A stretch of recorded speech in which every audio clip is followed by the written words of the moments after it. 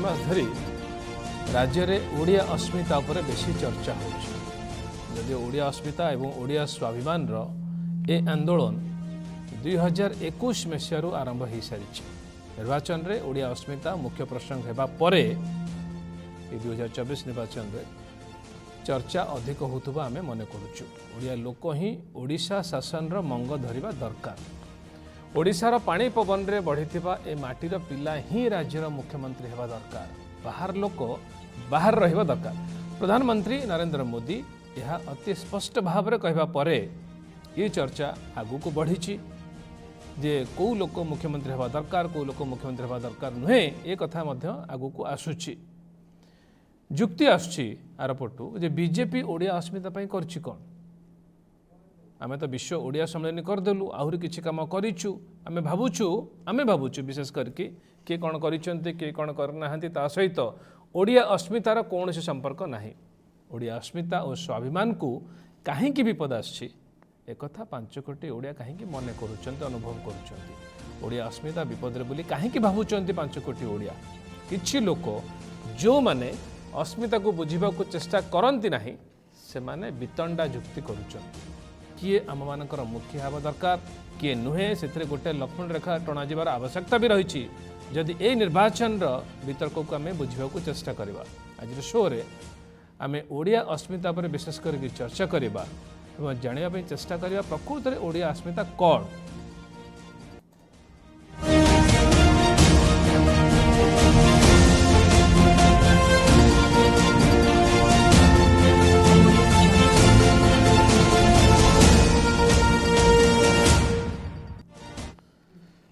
Social media रे हठात जड़े वरिष्ठंकर गोटे वीडियो देखिली सढ़ई कला एवं खरसुआ आमठू विच्छिन्न हो जिबार दुख तांको भितरे थिला से समय जहाँ ओडिया सहित घटिला ओडिशा सहित घटिला तार साक्षी भी थिले से दिन स्वाभिमानी ओडिया आहत होता जो दिन ये दुई अंचल ओडिशा ठू विच्छिन्न होता मोर व्यक्तिगत भाव अनुभव है ओडिया अस्मिता और ओडिया स्वाभिमान उपरे चर्चा करिया बेले निश्चित भाव से महानुभवों को आजिर चर्चा आम सामिल करवाटा ठीक रहिबो से वीडियो को मुझे देखिली से होचंती आमे बरीर ब्रह्मबरदा अंचल रहउतबा से व्यक्ति होचंती कृष्णचंद्र साहू झारसुगुड़ा इंजीनियरिंग स्कूल रु पास करबा परे पश्चिम बंगर दुर्गापुर रे मेकानिकल इंजीनियर भाव में जीवन आरंभ करथिले एवं तापरे से एबे अवसर जीवन अतिबाहित करुछंती 1960 रे चाकरी जीवन आरंभ करथिबा कृष्णचंद्र बाबू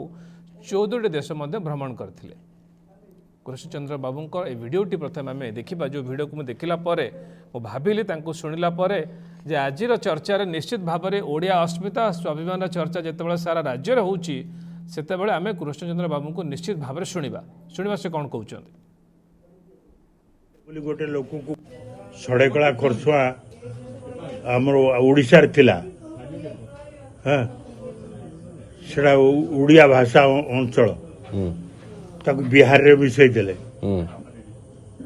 अच्छा कटक रे विक्षोभ वाला पुरी रे विक्षोभ वाला कटक रे सुनील दे बोली गोटे लोक को गुली करके मार देथिले बेंग पाणिया बोली कि पुरी रे जन को गुली करके मार देथिले आमे 40-45 जन बारिपदा कॉलेज रो बाहर लो स्ट्राइक करी टाटा कंपनी को से मयूरभंज रु जाए आयरन ओर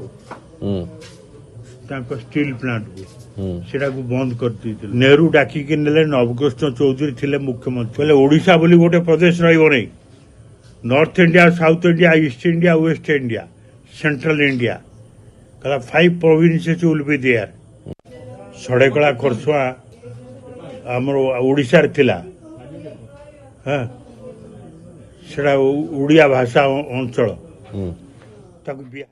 कृष्णचंद्र साहू को एक कथा शुणा पर जितेबाला ओडिया अस्मिता उपर आलोचना व चर्चा करने भाविलु से निश्चित भाव में सामिल करने चिंता कलु और ओडिया अस्मिता को बुझापी विशेष करके अबुझा को बुझापी आज शो रे आम सहित रे अवसर प्राप्त प्रशासक प्रसन्न मिश्र आज शो रे ओडिशा को ओडिया को अस्मिता को एवं ओडिया स्वाभिमान को भल कर बुझीथिबा जड़े बुद्धिजीवी होचंदे प्रसन्न मिश्र उभय को आज शो रे मु स्वागत करुच्ची ଏବଂ ଆରମ୍ଭ କରିବି ପ୍ରସନ୍ନ ମିଶ୍ର ସାର୍ଙ୍କ ଠାରୁ।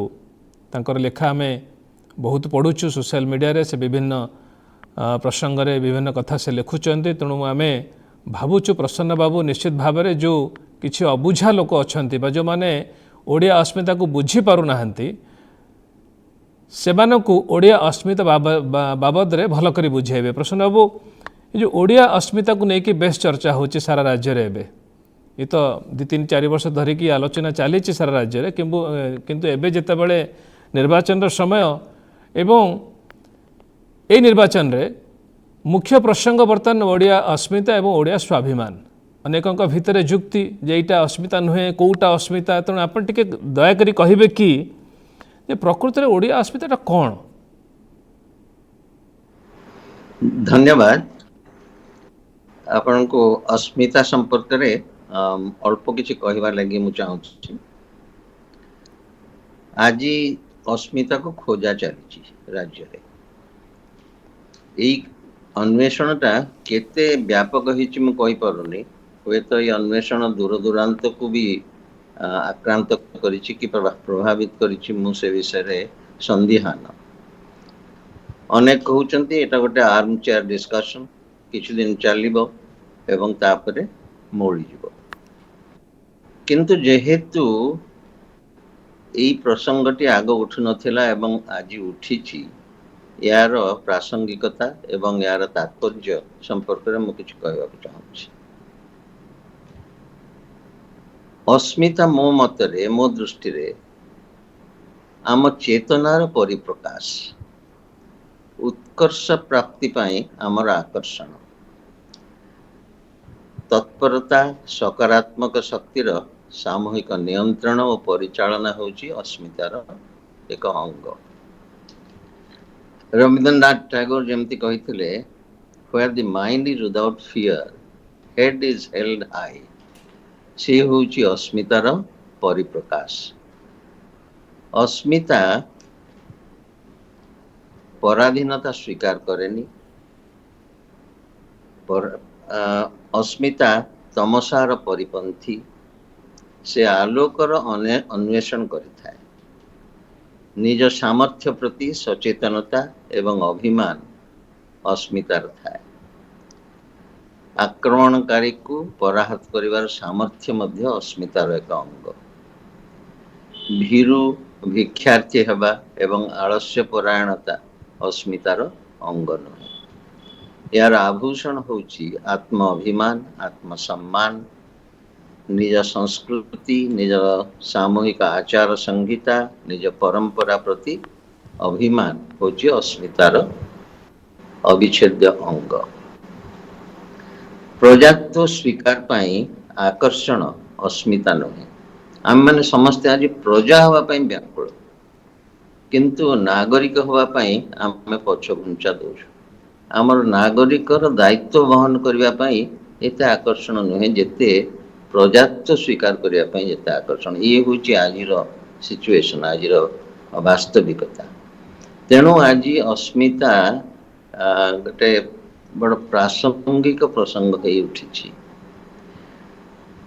ଅନେକ ତ ଭାବୁଛନ୍ତି ଅସ୍ମିତା ଗୋଟିଏ ହଜି ଯାଇଥିବା ଝିଅ, ଗାଁର ଝିଅ, ତାକୁ ଖୋଜା ଚାଲିଛି। କହୁଛନ୍ତି କ'ଣ ତାର ସେ କୋଉଠି ହଜିଗଲା କି ଆତ୍ମହତ୍ୟା କଲା। ଏଇ ଭାବରେ ତାକୁ ଅସ୍ମିତା ଶବ୍ଦକୁ ଗ୍ରହଣ କରାଯାଇଛି ଅନେକ ଅଞ୍ଚଳରେ। ଇଭେନ ଏପରିକି ଉପକୂଳ ଅଞ୍ଚଳରେ ତଥାକଥିତ ଶିକ୍ଷିତ ପରିବେଶରେ ମଧ୍ୟ ଏଇ ଅଜ୍ଞତା ପରିପ୍ରକାଶ ପାଉଛି। ତେଣୁ କୋରାପୁଟ ବା କଳାହାଣ୍ଡି ବା ଫୁଲବାଣୀରେ ତାର ବିଶ୍ଳେଷଣ କେମିତି ହେଉଛି ମୁଁ କହିପାରୁନି, କିନ୍ତୁ ହବା ଆବଶ୍ୟକ। କୋଣାର୍କ ଆମର ଅସ୍ମିତାର ଏକ ଅଙ୍ଗ, ପୁରୀ ମନ୍ଦିର ଆମ ଅସ୍ମିତାର ଏକ ଅଙ୍ଗ, ଆମ ତାଳପୋଥି ରେ ଯେଉଁ ଜ୍ଞାନ ଲିପିବଦ୍ଧ ହେଉଛି ସେ ଆମର ଅସ୍ମିତାର ଏକ ଅଙ୍ଗ, ମାଳିକା ଆମର ଅସ୍ମିତାର ଏକ ଅଙ୍ଗ। ଆତ୍ମ ଅଭିମାନ ଯଦି ଗୋଟିଏ ଜାତି ଭୁଲିଯାଏ ତାହେଲେ ସେ ଜାତିର ପତନ ସୁନିଶ୍ଚିତ। ଆକ୍ରମଣକାରୀଙ୍କର ସେ ଗୋଟିଏ ଅତି ଆୟାସରେ ତାଙ୍କୁ ଆକ୍ରମଣକାରୀ ତାଙ୍କୁ କଣ୍ଟ୍ରୋଲକୁ ନେଇଯିବାଟା କିଛି ବଡ଼ କଥା ନୁହେଁ। ଅତୀତରେ ସେୟା ହେଇଛି, ଯୋଉଠି ଆମେ ଅସ୍ମିତା ଭୁଲି ଯାଇଛେ ସେଠି ଆମେ ପରାଧୀନତା ସ୍ୱୀକାର କରିଛେ। ପ୍ରଥମ କଥା ହେଲା ଯେ ଆମର ଏଥିପାଇଁ ଦାୟୀ କିଏ? ଯଦି ଅସ୍ମିତାର ସ୍ଖଳନ ହେଉଛି ଏବଂ ଜାତିଟା ଦୁର୍ବଳ ହେଇଯାଉଛି, ତାହେଲେ ସବୁବେଳେ ଯେ ଜଣେ ବାହାର ଲୋକ, ବାହାର ଶକ୍ତି ଏଥିଲାଗି ଦାୟୀ, ତାହା କହିବା ମୋ ପକ୍ଷରେ ଅନୁଚିତ ହେବ। ଏଥିପାଇଁ ଆତ୍ମବିଶ୍ଳେଷଣ ନିହାତି ଦରକାର। ମୋର ବ୍ୟକ୍ତିଗତ ମତ ହେଲା ଯେ ଅସ୍ମିତାର ଜାତି ନାହିଁ, ଅସ୍ମିତାର ଲିଙ୍ଗ ନାହିଁ, ଅସ୍ମିତାର କୌଣସି ସେମିତିଆ କିଛି ପରିଚୟ ନାହିଁ। ଅସ୍ମିତା ହେଉଛି ଗୋଟିଏ ନିଜ ଆତ୍ମା ଭିତରୁ ଏକ ଅଗ୍ନିସ୍ଫୁଲିଙ୍ଗ, ସେ ହେଉଛି ଅସ୍ମିତା। ଆମେ ଯଦି ଅଳ୍ପ ଦିନ ତଳେ ମୁଁ ଗୋଟିଏ ଛୋଟ କବିତା ଲେଖିଥିଲି ସେ ବିଷୟରେ ବୁଝେଇବା ଲାଗି, ଯେ ଯଦି ଜଣେ ଛୋଟ ଆକର୍ଷଣର ବଶୀଭୂତ ହେଇ ନିଜର କର୍ତ୍ତବ୍ୟ ବିମୁଖ ହେଇଯାଉଛି, ଯଦି ଗୋଟିଏ ଲୋକ ପରିବାର ବର୍ଗ ମାଗଣା ଖାଇବା ଲାଗି ବିହ୍ୱଳ ହେଇଯାଇ, ତାର ଆକର୍ଷଣରେ ବିହ୍ୱଳ ହେଇଯାଇକିରି ଦିନ ଦ୍ୱିପହରେ ମଦ ପିଇ ଶୋଇ ପଡ଼ିଛନ୍ତି, ଯେତେବେଳେ ତାଙ୍କର କାମ କରିବା କଥା, ଯେତେବେଳେ ତାଙ୍କର କୋଣାର୍କ ନିର୍ମାଣ କରିବା କଥା, ଯେତେବେଳେ ତାର କଳକାରଖାନା ନିର୍ମାଣ କରିବା କଥା, ସେ ଦିନ ଦ୍ୱିପହରେ ଶୋଇଛି, ସେତେବେଳେ ଗୋଟେ ଚାଲାକ ବଣିକ ଆସି ତା ଟିପ ଚିହ୍ନ ନେଇଯାଇଛି ଏବଂ ସେ ମାଲିକକୁ ଗତି କରିଦେଇଛି। ଇଏ ହେଉଛି ଅସ୍ମିତାର ହୃଦୟସ୍ପର୍ଶୀ କାହାଣୀ। ବର୍ତ୍ତମାନ ଆମ ରାଜ୍ୟରେ ଇଏ ହେଉଛି ମୌଳିକ ପ୍ରଶ୍ନ, ଇଏ ହେଉଛି ମୌଳିକ ସମସ୍ୟା। ଆଜି ଏକୁ ଯୋଉ ରାଜନୈତିକ ରଙ୍ଗ ଦିଆଯାଉଛି ସେଥିରେ ମୁଁ ବ୍ୟଥିତ। ଯେଉଁମାନେ ଆଜି ତତ୍ପରତା ପ୍ରକାଶ କରୁଛନ୍ତି, ଅସ୍ମିତା ପ୍ରତି ଏତେ କାନ୍ଦଣା କାନ୍ଦୁଛନ୍ତି, ତାଙ୍କୁ ମୁଁ ପଚାରିବି ଯେ ଅସ୍ମିତା ଆହତ ହେଇଥିବା କ'ଣ 20 ବର୍ଷ ତଳେ ହେଇନଥିଲା? ଯଦି ସେତେବେଳେ ବର୍ତ୍ତମାନ ଅସ୍ମିତାର ଯେଉଁମାନେ ଡେଙ୍ଗୁରା ପିଟୁଛନ୍ତି ସେମାନେ ଯଦି ନୀରବ ଥିଲେ ଏବଂ ଯୋଉ ଶକ୍ତି ଓଡ଼ିଶାରେ 20-22 ବର୍ଷ ଧରି ଓଡ଼ିଶାର ଅସ୍ମିତାକୁ ଆହତ କରି ଆସୁଥିଲେ, ତାଙ୍କ ପ୍ରତି ନିରବିଚ୍ଛିନ୍ନ ସମର୍ଥନ ଦେଇ ଆଜି ହଠାତ୍ ଯୋଉ ଗୋଟେ କାନ୍ଦଣା ଉଠିଛି ଯେ ଅସ୍ମିତା ଆହତ ହେଇଛି, ସେ ତାର ରହସ୍ୟ ମୁଁ ବୁଝିପାରୁନି। ତେଣୁ ସମସ୍ତେ ବର୍ତ୍ତମାନ ଆତ୍ମଚିନ୍ତନ କରିବା କଥା, ଆତ୍ମନିରୀକ୍ଷଣ କରିବା କଥା ଯେ ପ୍ରକୃତରେ ଅବସ୍ଥାଟା କ'ଣ, ଆମେ କ'ଣ ଏଇ ପ୍ରସନ୍ନ ବାବୁ, କୁହନ୍ତୁ। ହଁ ପ୍ରସନ୍ନ ବାବୁ, ଯେଉଁ କଥା ଆପଣ କହୁଥିଲେ ଯେ ଛୋଟ ଛୋଟ ଆକର୍ଷଣରେ ବଶୀଭୂତ ହେଇକି ଆମେ ଆମ ନିଜତ୍ୱକୁ ହରେଇବା, ଏ ତ ରାଜନୀତି କଥା ଆମେ ଆଲୋଚନା କରିବା। ଭଲ କଥା କହିଲେ, ମାଗଣା କଥାରେ ମାଗଣା ଖାଇବାକୁ ନେଇକି ଆମେ ଯେଉଁ ଆକର୍ଷିତ ହେଉଛେ, ସିଏ ବି ଆମ ଅସ୍ତିତ୍ୱର ବା ଓଡ଼ିଆ ଅସ୍ମିତାର ସ୍ଖଳନ ବୋଲି ଆମେ ତାକୁ କହିପାରିବା। ଗୁଡ଼ାଏ କଥା ଆପଣ କହିଲେ, ଯେମିତି ମୁଁ ଭାବୁଛି ଯେ ଓଡ଼ିଆ ଅସ୍ମିତାକୁ ନେଇକି ଯେଉଁମାନଙ୍କ ଭିତରେ ଦ୍ୱନ୍ଦ୍ୱ ରହିଛି ଯେ ଓଡ଼ିଆ ଅସ୍ମିତା କ'ଣ, ତାକୁ ଗୋଟେ ସମୟ ନେଇକି ଆପଣ ତାକୁ ପୁରା ବ୍ୟାଖ୍ୟା କଲେ ଯେ ଓଡ଼ିଆ ଅସ୍ମିତା କ'ଣ ହେଇପାରେ ବା ଓଡ଼ିଆ ଅସ୍ମିତା କେମିତି ସ୍ଖଳନ ହେଉଛି ବା ଆମେ କେମିତି ପ୍ରଜା ହେବା ପାଇଁ ବହୁତ ବ୍ୟଗ୍ର ହେଉଛେ, ନାଗରିକ ହେବା ପାଇଁ ଆମ ଭିତରେ ଆଗ୍ରହ ନାହିଁ, ଏ ଗୁଡ଼ାଏ କଥା ଆପଣ କହିଲେ। ରାଜନୀତି ଆଡ଼କୁ ତ ଆମେ ଯିବା, 20 ବର୍ଷ ତଳେ ହେଇଥିଲା ହେଇନଥିଲା ସେ ତ ଅଲଗା କଥା ହେଇପାରେ, କିନ୍ତୁ ଆଜି ଯେତେବେଳେ ଓଡ଼ିଆ ଜାତି ଭାବୁଛି ଓଡ଼ିଆ ଅସ୍ମିତା କଥା, ଯେ ଭାବୁଛି ଯେ ଓଡ଼ିଆ ଅସ୍ମିତା ଆଜି ବିପଦରେ ଅଛି, ବିଳମ୍ବରେ ହେଲେ ମଧ୍ୟ ତାକୁ ଆମେ ସମସ୍ତେ ସ୍ୱାଗତ କରିବା ଦରକାର। ମୁଁ ଆପଣଙ୍କ ପାଖକୁ ପୁଣି ଥରେ ଫେରିବି, କିନ୍ତୁ କୃଷ୍ଣଚନ୍ଦ୍ର ବାବୁଙ୍କ ପାଖକୁ ଆସିବି। କୃଷ୍ଣବାବୁ, ଆପଣଙ୍କୁ ସ୍ୱାଗତ କରୁଛି। ଆପଣ ବହୁତ ସମୟ ଧରିକି ଅପେକ୍ଷା କରିକି ସେଠି ଅଛନ୍ତି। ଆପଣ ଷଢ଼େଇକଳା ଏବଂ ଖରସୁଆଁ କଥା କହୁଥିଲେ, ସିଏ ବି ଓଡ଼ିଆ ଅସ୍ତିତ୍ୱ ବା ଓଡ଼ିଆ ଅସ୍ମିତା ସ୍ୱାଭିମାନର କଥା, କାରଣ ଆମ ସାମ୍ନାରେ କୋଟିଆ ବି ଅଛି। କୋଟିଆ ବି କେଉଁ ମୁହୂର୍ତ୍ତରେ ଆମଠୁ ବିଚ୍ଛିନ୍ନ ହେଇପାରେ, ଏମିତି ଗୋଟେ ଆଶଙ୍କା ଆମମାନଙ୍କ ଭିତରେ ବା ଆମେ ଦେଖୁଛୁ ଯେ କେଉଁ ସମୟରେ ବି ଓଡ଼ିଶାଠୁ କୋଟିଆ ବିଚ୍ଛିନ୍ନ ହେଇପାରେ, ଠିକ୍ ଯେମିତି ଷଢ଼େଇକଳା ଏବଂ ଖରସୁଆଁ ଆମଠୁ ବିଚ୍ଛିନ୍ନ ହେଇଥିଲା। ଆପଣ କହୁଥିଲେ ଯେ ସେ ସମୟରେ କ'ଣ କ'ଣ ହେଇଥିଲା, ଗୁଳିକାଣ୍ଡ ହେଇଥିଲା କଟକରେ ଏବଂ ପୁରୀରେ, ସେ ବିଷୟରେ ଟିକେ ଆମ ଦର୍ଶକଙ୍କୁ କହିବେ କି ଆଉ ଥରେ? ପୁରୀରେ ବେଙ୍ଗପାଣିଆ, କଟକରେ ସୁନିଲ ଦେ, ଏ ଦି ଜଣ ଗୁଳିରେ ପଡ଼ିଥିଲେ।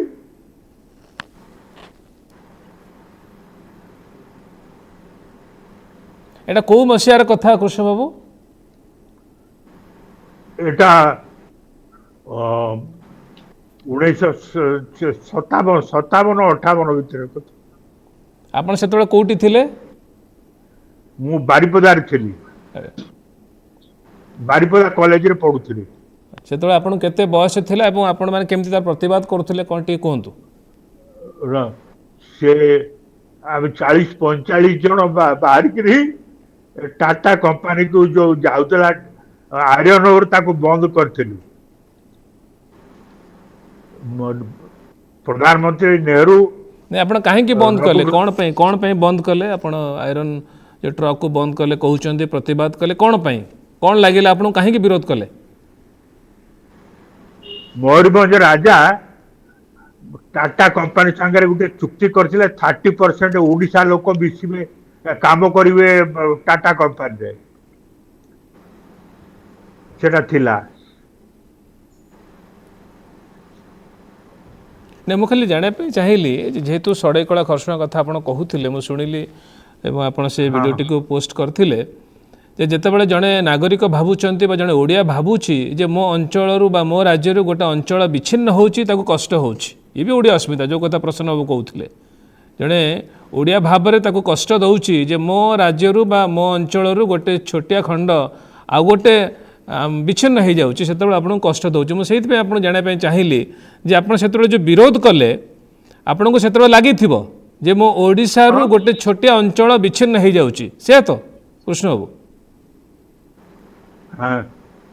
ସେଟା ଓଡ଼ିଶା ଓଡ଼ିଆ ଭାଷାଭାଷୀ ଅଞ୍ଚଳ ସଡ଼େଇକଳା ଖରସୁଆଁ, ଚକ୍ରଧରପୁର, ସିଂଭୂମ, ମାନଭୂମ, ଜାମଶେଦପୁର ଓଡ଼ିଶାରେ ଥିଲା।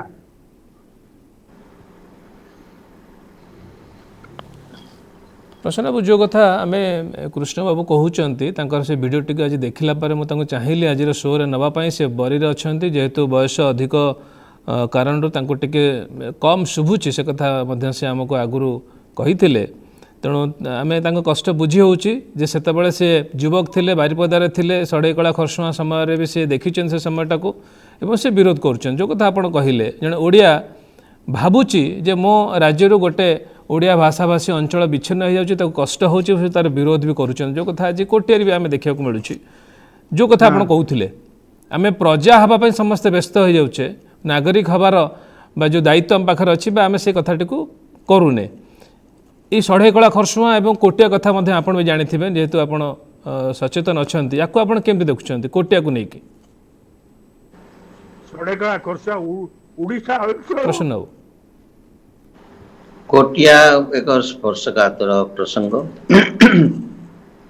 ଏଠି ଯଦି ପ୍ରଶାସନର କ୍ରମାଗତ ଉଦାସୀନତା ରହିବ ତାହେଲେ କୋଟିଆ ଭଳିଆ ଉଦାହରଣ ବହୁତ ସୃଷ୍ଟି ହେବ। ମୋର ମନେ ଅଛି ବହୁତ ବର୍ଷ ତଳର କଥା, ମୁଁ ହୁଏତ 15-16 ବର୍ଷ ଚାକିରି କରିଥିବି। ଥରେ ମୁଁ ଟୁର୍ରେ ବ୍ରହ୍ମପୁର ଆଡ଼ୁ ଆସୁଛି, ଭୁବନେଶ୍ୱରକୁ ଫେରୁଛି। ଜଟଣୀ ପାଖରେ ଗୋଟେ ପୁଲିସ ଫାଣ୍ଡି, ତା ସାମ୍ନାରେ ଗୋଟେ ସାଇନ ବୋର୍ଡ ଦେଖିଲି, ତା ଦେହରେ କିଛି ତେଲୁଗୁରେ ଲେଖା ହେଇଛି। ମତେ ବଡ଼ ଲଜ୍ଜା ଲାଗିଲା। ମୁଁ ଆସିକିରି ହୋମ ସେକ୍ରେଟାରୀଙ୍କୁ ଫୋନ କଲି। ମୁଁ କହିଲି ଇଏ କ'ଣ? ସେଠି ଗୋଟେ ତେଲୁଗୁରେ କ'ଣ ଗୋଟେ ଫଳକ କାହିଁ ଲେଖା ହେଇଛି ଆମ ଥାନା ସାମ୍ନାରେ, ଫାଣ୍ଡି ସାମ୍ନାରେ। ତାର ଜଷ୍ଟିଫିକେସନ କୁହାଗଲା ଯେ ଅନେକ ଟ୍ରକ୍ ଡ୍ରାଇଭର ଯେଉଁମାନେ ଏଇ ରାସ୍ତାରେ ଯାଆନ୍ତି ସେମାନେ ଯେହେତୁ ଦାକ୍ଷିଣାତ୍ୟର, ସେ ତେଲୁଗୁ ପଢ଼ିବାରେ ସୁବିଧା ହେଉଛି, ତେଣୁ ତାଙ୍କର ସୁବିଧା ଲାଗି ସେଠି ତେଲୁଗୁରେ ଲେଖା ହେଇଛି। ମୁଁ କିନ୍ତୁ ଏଇ ଜଷ୍ଟିଫିକେସନର ବିରୁଦ୍ଧରେ ଥିଲି ଏବଂ ଯାହାଫଳରେ ସେ ତୁରନ୍ତ ତାକୁ ବାହାର କରି ଦିଆଯାଇଥିଲା। ଇଏ ହେଉଛି ଆମର ଅସ୍ମିତା, ଗୋଟେ ଛୋଟ ଧରଣର ଅସ୍ମିତାର ଇଲାଷ୍ଟ୍ରେସନ। ଆମେ ଯଦି ଆମ ପ୍ରଶାସନିକ ଅବହେଳା ଅବ୍ୟାହତ ରଖିବା ତାହେଲେ ଏମିତି ସବୁ ଅବ୍ୟବସ୍ଥା ସୁଧରିବ। ଯଦି ଆମ ଆଖି ଆଗରେ ଆମ ରାଜ୍ୟବାସୀ ଚାକିରିର ସୁଯୋଗ ପାଇବେନି, ଜବ୍ର ସୁଯୋଗ ପାଇବେନି, ବାହାର ଲୋକ ଆସି ଏଠି କାମ କରିବେ, ଯୋଗ୍ୟତା ଥାଇ ଆମ କଣ୍ଟ୍ରାକ୍ଟର କାମ ପାଇପାରିବେନି। ଯେତେ ଅର୍ଥକାରୀ କାର୍ଯ୍ୟ ହେଉଛି ଇକୋନୋମିକ ଆକ୍ଟିଭିଟି, ତାର ଯଦି ସିଂହଭାଗ ପାର୍ଟିସିପେସନ ବାହାର ଲୋକ କରିବେ, ଲୋକ ଆକ୍ରାନ୍ତ ହେବେ, ଲୋକ ନିଷ୍ପେଷିତ ହେବେ, ଆହତ ହେବେ, ତାଙ୍କୁ ହ୍ୟୁମିଲିଏଟେଡ୍ ହେବେ। ଇଏ ହେଉଛି ବର୍ତ୍ତମାନର ପରିସ୍ଥିତି। ଏମିତି ପରିସ୍ଥିତି ହେଇଛି କାହିଁକି? ଯଦି ଆମେ ପ୍ରକୃତରେ ସ୍ୱାଭିମାନୀ, ଆମର ଗୋଟେ ପଲିଟିକାଲ ସିଷ୍ଟମରେ ଏଇ ଜିନିଷ ଆଲୋଚନା ହଉନି କାହିଁକି? ସେ ଯଦି ସରକାର ବି କରୁଛି, ସରକାରୀ ଦଳ ୟାକୁ ବିରୋଧ କରିବା କଥା। ଇଏ ହେଉଛି ଗଣତନ୍ତ୍ରର ଧର୍ମ, ତାହା ହଉନି କାହିଁକି? ଆମେ ମୁଣ୍ଡ ପୋତି ସବୁ କାହିଁ ସହି ଯାଉଛୁ? କାହିଁକି ହଉନି ପ୍ରଶ୍ନ ବାବୁ, କାହିଁକି ହଉନି? କାହିଁକି ଆମେ ସମସ୍ତେ ମୁଣ୍ଡ ପୋତିକି ସହି ଯାଉଛେ? ଇଏ ହେଉଛି ଗୋଟେ କ୍ରୀତଦାସ ଭାବ ଉଗ୍ର ଭାବରେ ଚାଲିଛି।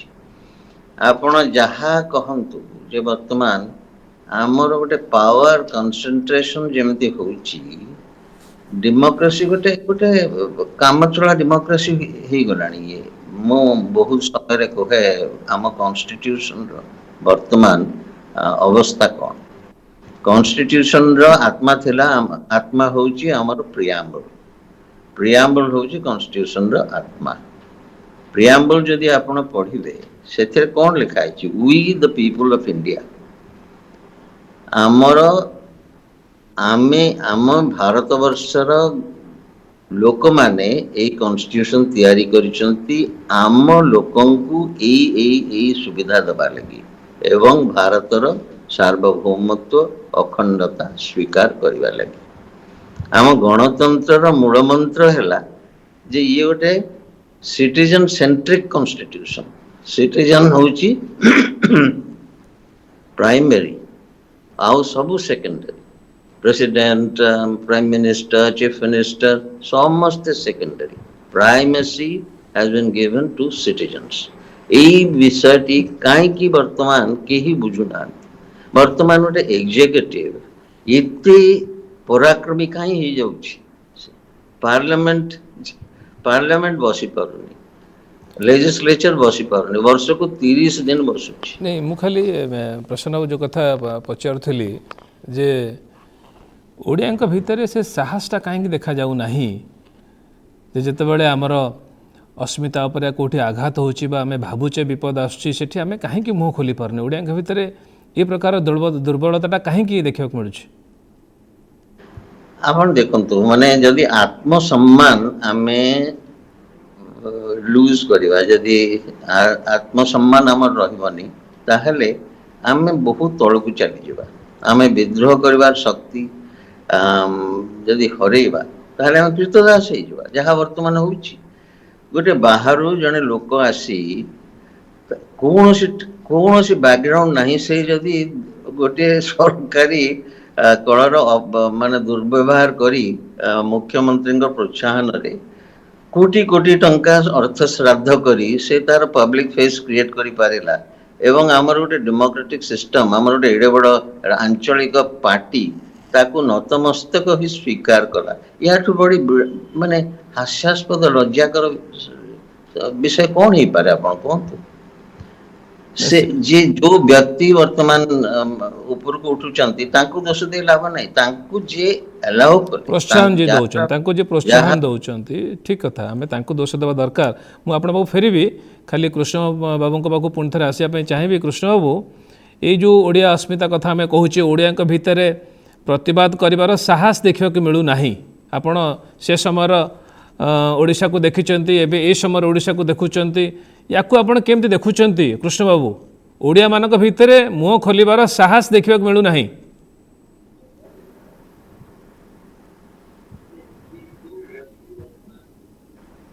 ଓଡ଼ିଶା ଖଣିଜ ସମ୍ପଦ ବହୁତ ଅଛି, କିନ୍ତୁ ଆମେ ଗରିବ ଅଛେ। ତାର ଉପଯୋଗ କଲେ ଓଡ଼ିଶାର ସମୃଦ୍ଧି ବଢିବ। ଓଡ଼ିଆ ଲୋକ କାହିଁକି ପ୍ରତିବାଦ କରିପାରୁନାହାନ୍ତି କୃଷ୍ଣ ବାବୁ? ଓଡ଼ିଶା ଲୋକଙ୍କର ତାଙ୍କର ଅଭାବ ପରିସ୍ଥିତି ଅଛି, ସେଥିପାଇଁ ସେ ସାହସ କରୁନାହାନ୍ତି। ତ ଆମର ଯେଉଁ ଅଭାବୀପଣଟା ଆମକୁ ଟିକେ ଆମ ଭିତରେ ସାହସକୁ ଟିକେ ଜଗଉ ନାହିଁ କି ପ୍ରସନ୍ନ ବାବୁ? ଯେଉଁ କଥା ସେ କହୁଛନ୍ତି କୃଷ୍ଣ ବାବୁ, ଯେ ଆମେ ଟିକେ ଅଭାବୀ ଅଛୁ, ଆମେ ଟିକେ ସାହସ କରିପାରୁନୁ କହିବା ପାଇଁ, ସେଇଟା ଆମ ଦୁର୍ବଳତାର କାରଣ କି? ନାଇଁ, ପ୍ରଥମେ ସେଇଟା ହଉଛି ଗୋଟେ ସେଇ ଯୋଉ ଅଭାବଟା ସେଇଟା ହଉଛି ଦୁର୍ବଳତାର ପରିଚୟ। ପ୍ରସନ୍ନ ବାବୁ, ହଁ, ନାଇଁ, ବର୍ତ୍ତମାନ ଯୋଉ ସାମାଜିକ ଇଣ୍ଡିଫରେନ୍ସ ବର୍ତ୍ତମାନ ବ୍ୟାପକ ହଉଛି, ତାର ଅନେକ କାରଣ ହଉଛି। ଗୋଟିଏ ହଉଛି ଆମର ସାମାଜିକ ସ୍ତରରେ ଆମର ବିଜ୍ଞତା କମି କମି ଯାଉଛି। ଆମର ବୁଦ୍ଧିଜୀବୀ ମାନେ ମୌନ ବ୍ରତ ଧାରଣ କରି ଆସିଛନ୍ତି। ସେମାନେ କୌଣସି ମୌଳିକ ପ୍ରଶ୍ନ ନା ଆଲୋଚନା କରୁଛନ୍ତି ବା ଉତ୍ଥାପନ କରୁଛନ୍ତି ବା ସେ ବିଷୟରେ ପ୍ରତିବାଦ କରୁଛନ୍ତି। ସେମାନେ ତାଙ୍କର ନୀରବ ଦ୍ରଷ୍ଟା ହେଇକି ରହିଛନ୍ତି। ଆମେ ଭାଇଟାଲ କେତେ ଗୁଡ଼ିଏ ପ୍ରଶ୍ନର ମାନେ ତାର ଇମ୍ପ୍ଲିକେସନ କ'ଣ ତାକୁ ବୁଝି ବି ପାରୁନି। ଗୋଟେ ଦୁଇଟି ଏକ୍ଜାମ୍ପଲ ଆପଣଙ୍କୁ ଦେଉଛି। ଆମର ରାଜ୍ୟ 24 ବର୍ଷ ଧରି ଗୋଟେ ଆଞ୍ଚଳିକ ଦଳ ଦ୍ୱାରା ଶାସିତ ହେଉଛି। ବର୍ତ୍ତମାନ ପ୍ରାକୃତିକ ସମ୍ପଦ ଆଇରନ୍ ଓର୍ ଗୋଟିଏ କଥା ଦେଖାଯାଉ। ଆଇରନ୍ ଓର୍ ଏଠି ଯୋଉ ଯେତେ ପରିମାଣରେ ଉତ୍ତୋଳନ ହଉଛି, ଭାରତର ଆଉ କୌଣସି ରାଜ୍ୟରେ ଏତେ ଉତ୍ତୋଳନ ହଉନି।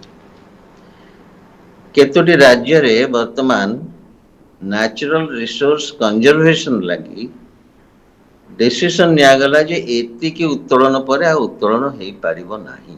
ସେଠି ଗୋଟିଏ ଏମ୍ବାର୍ଗୋ ବି ଲାଗିଲାଣି। ନିଷେଧାଜ୍ଞା ବର୍ତ୍ତମାନ ପ୍ରତିପାଳିତ ହେଉଛି କେତୋଟି ରାଜ୍ୟରେ। ଆମର ରିଜିଅନାଲ ପାର୍ଟିର ଗଭର୍ଣ୍ଣମେଣ୍ଟ ଥାଇ ଆମେ କହୁଛେ ନାହିଁ, ସେମିତି କଣ୍ଟ୍ରୋଲର ଆବଶ୍ୟକତା ନାହିଁ। ଆମର ଅସୀମ ପରିମାଣରେ ଆଇରନ୍ ଓର୍ ରହୁଛି ଅଛି, ତେଣୁ ଯେତେ ଉତ୍ତୋଳନ ହେଉଛି ତାର କଣ୍ଟ୍ରୋଲ କରିବାର ଆବଶ୍ୟକତା ନାଇଁ ନାହିଁ। ଗୋଟେ ଇଏ ଗୋଷ୍ଠୀ ତ ଗୋଟିଏ ଏଡ଼େ ସ୍ପର୍ଶକାତର ନାଇଁ, ଗୋଟେ ଅତି ସ୍ପଷ୍ଟ ଯେ ଗୋଟେ ଗୋଷ୍ଠୀ ଓଡ଼ିଶାକୁ ଲୁଟ୍ କରିବା ଅବସ୍ଥାରେ ଅଛନ୍ତି ବା ଲୁଟ୍ କରୁଛନ୍ତି।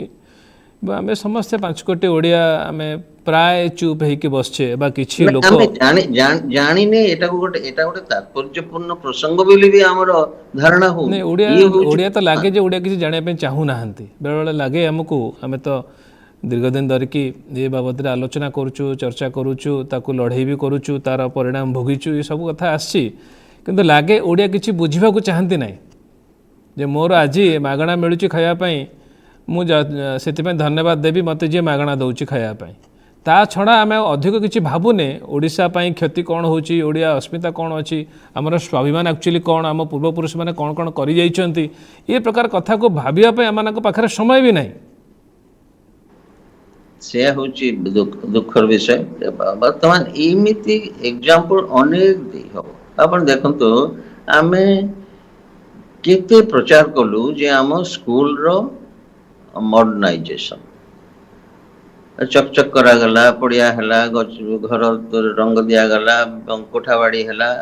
ଅଥଚ ଆମର ସ୍କୁଲରେ ଇଣ୍ଟରନେଟ ପେନିଟ୍ରେସନ ହେଲା 8%, ଯଦିଓ ଦେଶରେ ଆଭରେଜ ହେଉଛି 24%। ଆପଣ ଚିନ୍ତା କରନ୍ତୁ, ଯଦି ଆପଣ ଇଣ୍ଟରନେଟ ଦେଇପାରିଲେନି ଏବଂ ଇଣ୍ଟରନେଟ ବ୍ୟବସ୍ଥା ଯୋଗାଇବା ଲାଗି ସ୍କୁଲରେ ଓଡ଼ିଶା ଏକଦମ ପଛୁଆ ହେଇଗଲା, ତାହେଲେ କ'ଣ ଆପଣ ମଡର୍ଣ୍ଣାଇଜେସନ କଲେ, ଯାହାର ଡିଣ୍ଡିମ ଆପଣ ବଜେଇ ଚାଲିଛନ୍ତି, ଏବଂ କେତେ ହଜାର କୋଟି ଟଙ୍କା ଯେ ସେଥିରେ ଖର୍ଚ୍ଚ ହେଇଛି ଆପଣ ମାନେ ନିଜେ ଚିନ୍ତା କରନ୍ତୁ।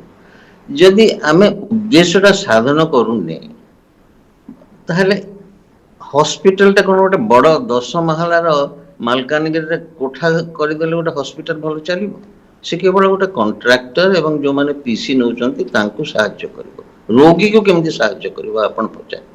ଏଇ ମୌଳିକ ପ୍ରଶ୍ନ କାହିଁକି ଉଠାଯାଉନି? ପୁରୀ ଯେତେ ମେଡିକାଲ କଲେଜ ହେଲାଣି, ସେ ତାର ଅବସ୍ଥା ବର୍ତ୍ତମାନ ନୂଆ ମେଡିକାଲ କଲେଜର ଅବସ୍ଥା କ'ଣ ଆପଣ ଅନୁଧ୍ୟାନ କରନ୍ତୁ।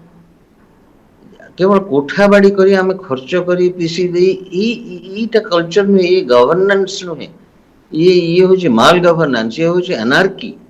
ଏଇ ମୌଳିକ ଜିନିଷ ଯଦି ଆମେ ନ ବୁଝିବା, ଏଇ ଉଗ୍ରତା, ଏଇ ବାଚାଳତାର ପରିସମ ହବନି, ଇଏ ଚାଲିଥିବ ଏବଂ ଅସ୍ମିତାର ମୃତ୍ୟୁ ପ୍ରତିଦିନ ହଉଥିବ।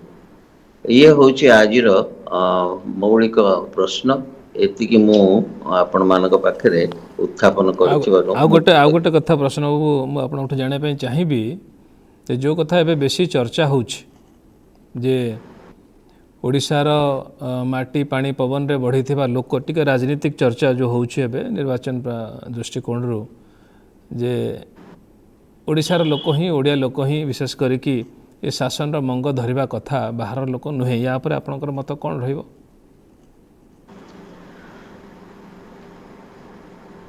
ଇଏ ଗୋଟିଏ ସ୍ପର୍ଶକାତର ପ୍ରସଙ୍ଗ। ୟାର ଦୁଇଟି ଦିଗ ଅଛି। ଆପଣ ଦେଖନ୍ତୁ, ଆମ ରାଜ୍ୟର ପଲିଟିକ୍ସରେ ବାହାରୁ ବି ଆସି ଅନେକ ନାୟକ ନାୟିକା ଭଲ କାମ ବି କରିଛନ୍ତି। ମୁଁ ଅନେକ ସମୟରେ ଉଦାହରଣ ଦିଏ, ମାଳତୀ ଚୌଧୁରୀ ଜଣେ ବଙ୍ଗୀୟ ପରିବାରରୁ ସେ ଆସିଥିଲେ, କିନ୍ତୁ ସେ ଯେ ଜଣେ ବାହାର ଘରର ମହିଳା, ତାଙ୍କୁ ଓଡ଼ିଶା ରାଜନୀତିରେ ପ୍ରବେଶ ପାଇଁ କିଛି ଅନ୍ତରାୟ ସୃଷ୍ଟି କରିନଥିଲା। ବୀରେନ ମିତ୍ର ଗୋଟେ ସନ୍ ଅଫ୍ ଦି ସଏଲ, ତାଙ୍କ ମାତୃଭାଷା ବେଙ୍ଗଲୀ ହେଇଥିଲେ ବି ସେ ଓଡ଼ିଶାରେ ଚିଫ ମିନିଷ୍ଟର ବି ପାରିଥିଲେ। ଜାତୀୟ କ୍ଷେତ୍ରରେ ଆମେ ଦେଖୁଛେ ସୋନିଆ ଗାନ୍ଧୀ, ସେ ଏତେ ବର୍ଷ ଧରି ଜାତୀୟ ରାଜନୀତିରେ ସକ୍ରିୟ ଭୂମିକା ନେଲେ, ତାକୁ ଏଡ଼େ ବଡ଼ ଆମର ଦେଶ ତାକୁ ସ୍ୱୀକାର କଲେ।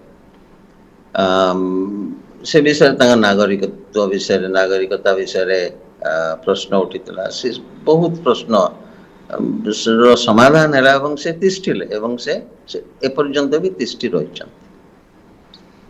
ଯେ ଜଣେ ମାତୃଭାଷା ମାନେ ମାଟିରେ ଜନ୍ମ ନ ହେଇଥିଲେ ବା ଆମ ମାତୃଭାଷା, ତାଙ୍କର ମାତୃଭାଷା ଓଡ଼ିଆ ନ ହେଇଥିଲେ, ଯେ ଓଡ଼ିଶା କିମ୍ବା ଓଡ଼ିଆଙ୍କ ପ୍ରତି ତାଙ୍କର ପ୍ରତିଶ୍ରୁତିବଦ୍ଧତା ବା ଦରଦ ରହିବନି, ଏଇଟା ମୁଁ ସ୍ୱୀକାର କରିବିନି। ଆପଣ ଗୋଟିଏ ମୁଁ ତ ଏତେ କଥା କହିଲି ବର୍ତ୍ତମାନ ପାଣ୍ଡିଆନଙ୍କ ବିଷୟରେ, ବଡ଼ କ୍ରିଟିକାଲ ହେଲି, କିନ୍ତୁ ମୁଁ କହୁଛି ଯେ ଆପଣ ଦେଖନ୍ତୁ, ଓଡ଼ିଶା ସ୍ୱତନ୍ତ୍ର ରାଜ୍ୟ ହେଲା ପରଠାରୁ ସୁଆଣ୍ଡର ପୁନର୍ବିନ୍ୟାସ କିଏ କରିଥିଲା? ସେଇ ଯୁବକ ଅଫିସରଟି ତାର, ମୁଁ ମୁକ୍ତ କଣ୍ଠରେ ତାକୁ ସ୍ୱୀକାର କରିବି ଯେ ସେ ତାର କର୍ତ୍ତବ୍ୟବୋଧ ପରିଚୟ ଦେଲା ଏବଂ ସେ କାର୍ଯ୍ୟଟି ସମାପନ ହେଇପାରେ। ବର୍ତ୍ତମାନ ସେ ଜାଗାକୁ ଗଲେ ଜଣେ ଗର୍ବିତ ହବ ଯେ ଇଏ ହଉଛି ଅସ୍ମିତାର ପରିପ୍ରକାଶ। କିନ୍ତୁ ସବୁବେଳେ ଏମିତି ଦେଖାଯାଇ ପାରିବନି। ଆଉ ଗୋଟିଏ ଏକ୍ସାମ୍ପଲ ଜଣେ ସରକାରୀ ଅଫିସର ତାଙ୍କ ଦାୟିତ୍ୱ ବି ତ କରିବେ। ସୁଆଣ୍ଡରେ ଯାହା ହେଇଛି ଆପଣ କହୁଛନ୍ତି, ଜଣେ ସରକାରୀ ଅଫିସର, ଜଣେ ପ୍ରଶାସନିକ ଅଧିକାରୀ ତାଙ୍କ କାମ ସେ କରିବେ, କିନ୍ତୁ ତାର ଅର୍ଥ ନୁହେଁ ଯେ ସିଏ ରାତି ଅଧିଆ ସିଏ ପାୱାରକୁ ହାଇଜାକ୍ କରିବେ, ତାପରେ ନିଜକୁ ସେ ତ ଅଲଗା କଥା। ସେ କଥା ତ ମୁଁ ବହୁତ ବଡ଼ ତିକ୍ତ ସ୍ୱରରେ ଆପଣଙ୍କୁ ବୁଝେଇଛି। କିନ୍ତୁ ଦେଖନ୍ତୁ, ଯେତେବେଳେ ପାୱାର ଯେତେବେଳେ ମୁଣ୍ଡକୁ ପଶି ଯାଉଛି, କି ଅବ୍ୟବସ୍ଥା ସେମାନେ କରୁଛନ୍ତି। ପୁରୀ ମନ୍ଦିରର ଯେ ସ୍ରଷ୍ଟା, ସେ ଏତେ ଦୂରଦୃଷ୍ଟି ତାଙ୍କର ଥିଲା ଯେ ସେ 4ଟି ପ୍ରବେଶ ପଥ କରିଥିଲେ ମନ୍ଦିରକୁ ଯିବା ଲାଗି। ତାକୁ ଆପଣ ବନ୍ଦ କରି ବର୍ତ୍ତମାନ ଗୋଟିଏ ପ୍ରବେଶ ପଥ କଲେ, ସେଥିରେ କି ଲୋକ ନିର୍ଯାତିତ ହେଉଛନ୍ତି। ମାନେ ଓଡ଼ିଶାର ଅସ୍ମିତା କେମିତି କଲବଲ ହଉଛି, ମୁଁ ସବୁବେଳେ କହେ ସିଂହଦ୍ୱାର ପାଖରେ ଯାଇ ଆପଣ ଦେଖନ୍ତୁ ଏବଂ ତାର ପ୍ରତିକାର ହଉ। ମାନେ ଯେତେବେଳେ ଆପଣ ଅଥରିଟେରିଆନିଜମ ଆଡ଼କୁ ଯିବେ, ଏଇ ଟାଇପର ବିଶୃଙ୍ଖଳା ମନ୍ଦିର ଚାରିପଟେ ଯେଉଁ 20ଟା 25ଟା ଖଣ୍ଡେ ମଠ ଥିଲା ତାକୁ ଭାଙ୍ଗିଦେଲେ ସେ ସମୟରେ। ହଁ, ତାକୁ ବି ମୁଁ ମାନେ କେତେ କହୁଛନ୍ତି ବନାରସରେ ବି ବହୁତ ଜିନିଷ ଭଙ୍ଗାରୁଜା ହେଇଛି ସେଠି ପରିକ୍ରମା ହେଲା ବେଳେ, କିନ୍ତୁ ସେ ତ ଗୋଟେ ଅନ୍ୟ, ତାକୁ ମୁଁ ବିରୋଧ କରୁଥିଲି, ଏବେ ବି କରୁଛି।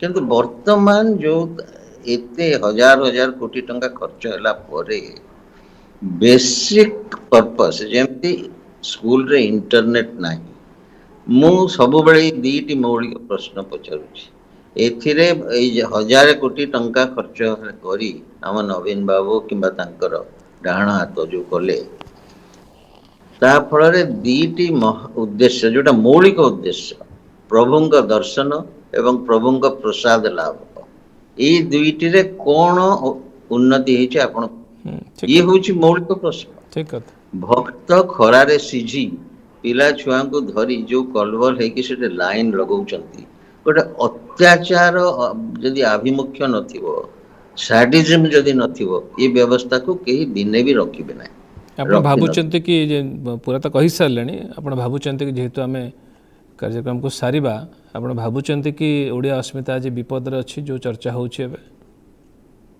ओडिया अस्मिता आज विपद रे निश्चय अछि किंतु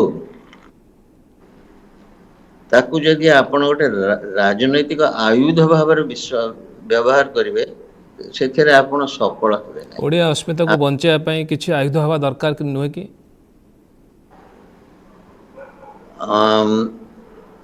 निश्चय एटा वर्तमान जदि सामूहिक भाव रे प्रेशर हबो ताहले इवन अनेक तादेरे जहा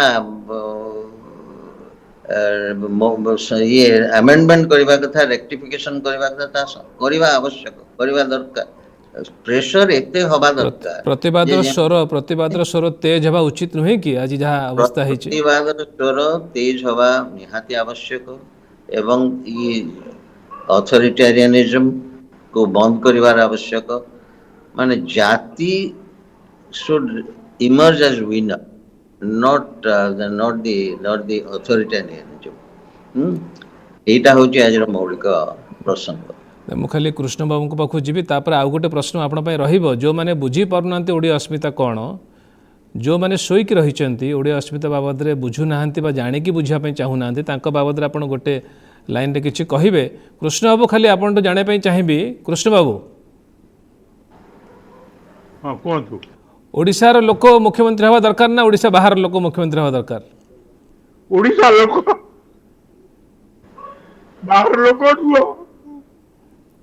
बाहर लोक उद्यम करछन मुख्यमंत्री हवा पाए ना सेटा आइ परिबो तांको वोट देबे कि ओडिशार लोक बाहर लोक को वोट देबे नहीं धन्यवाद कृष्ण बाबू शेष प्रश्न आपण प्रसन्न बाबू जो मैंने बुझा चेष्टा करूना ओडिया अस्मिता कौन एवं वितंडा जुक्ति करुँच से आपण पदे कहे